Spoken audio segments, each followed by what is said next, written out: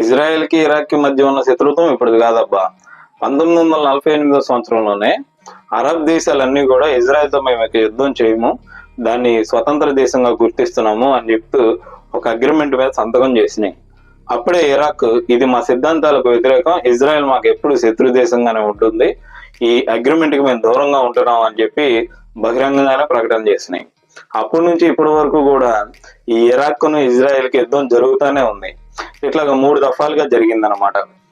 అదే సందర్భంలో అసలు ఈ అమెరికా ఎందుకని ఇజ్రాయెల్ మరియు ఇరాక్ మధ్య యుద్ధంలో జోక్యం చేసుకోవాల్సి వచ్చినాయి? అమెరికా గురించి మనందరికీ తెలిసిందే కదా.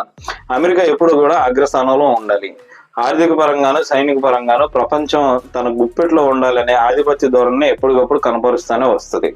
ఇందులో భాగంగా అరబ్ కంట్రీస్ అన్ని కూడా ఒకటైనవి అనుకోండి, ఈ అమెరికా గుత్తాధిపత్యానికి చెక్ పెట్టే ప్రమాదం ఉంది.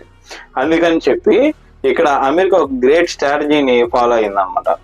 ఇజ్రాయెల్ అనేది క్రిస్టియానిటీకి సంబంధించినటువంటి ఒక దేశంగా మరియు ఒక నమ్మకంగా గుర్తింపు పొందినటువంటి దేశం.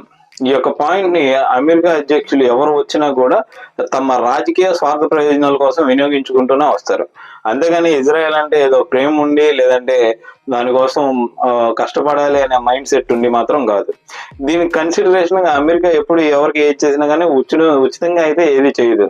ఇందుకు కన్సిడరేషన్ గా అమెరికా ఈ యొక్క ఇజ్రాయెల్ కి సంబంధించినటువంటి టెక్నాలజీ వ్యవస్థని, అట్లాగే అధునాతమైన ఫ్యూచర్స్, మిలిటరీలో డెవలప్మెంట్, అలాగే మ్యాన్ పవర్ తో ఉండే గూఢచార వ్యవస్థని ఎప్పటికప్పుడు వినియోగించుకుంటూనే ఉంటుంది. So coming to the point, ఫిబ్రవరి 29వ తారీఖు 2026 సంవత్సరం అమెరికా మరియు ఇజ్రాయెల్ రెండు సంయుక్తంగా కలిసి ఇరాక్ పైన దాడి చేశాయి. జస్ట్ ఇమాజిన్, ఈ ఒక్క వ్యక్తిని చంపడం కోసం అమెరికా మరియు ఇజ్రాయెల్ 200 ఫైటర్ జెట్స్ ని పంపించి బాంబుల వర్షాన్ని కురిపించింది. అసలు ఆ విజువల్ ఎలా ఉంటదంటే ఒకసారి ఆలోచించండి. 200 ఫైటర్ జెట్లు ఒకేసారి గాల్లోకి ఎగిరి వర్షపు చినుకుల్లాగా బాంబుల వర్షాన్ని కురిపిస్తే ఆ ఇంపాక్ట్ అనేది ఎలా ఉంటుందో. అఫ్ కోర్స్ ఈ దాడిలో సివిలియన్స్ కొంతమంది చిన్నపిల్లలు కూడా చనిపోయారని చెప్పి సమాచారం.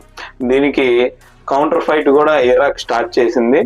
ఆ ఇజ్రాయెల్ యొక్క ముఖ్య పరిపాలనా నాయకుడు నెతన్యాహుపై, అతని ఆఫీస్ పై దాడి చేసింది. అందులో అతను చనిపోయాడని చెప్పి కథనాలు ప్రచురితం అవుతా ఉన్నాయి. ఎనీవే, ఇజ్రాయెల్ నుంచి అఫీషియల్ కన్ఫర్మేషన్ వచ్చిన వరకు కూడా ఈ వార్తలను నమ్మడానికి లేదు. ఇకపోతే ఈ ఇరాక్ ఇంతటితో ఆగలేదు. అంటే యుఎస్ మిలిటరీ బేస్లు ఎక్కడెక్కడైతే ఉన్నాయో వాటిపైన కూడా దాడి చేయడం మొదలు పెట్టింది అనమాట. ఇందులో ప్రాణ నష్టానికి సంబంధించి ఇంకా పూర్తి స్థాయి అప్డేట్స్ అందుతాయి. అసలు ఈ యుద్ధం ఎందుకని మొదలైంది? అమెరికా చెప్పినట్టుగా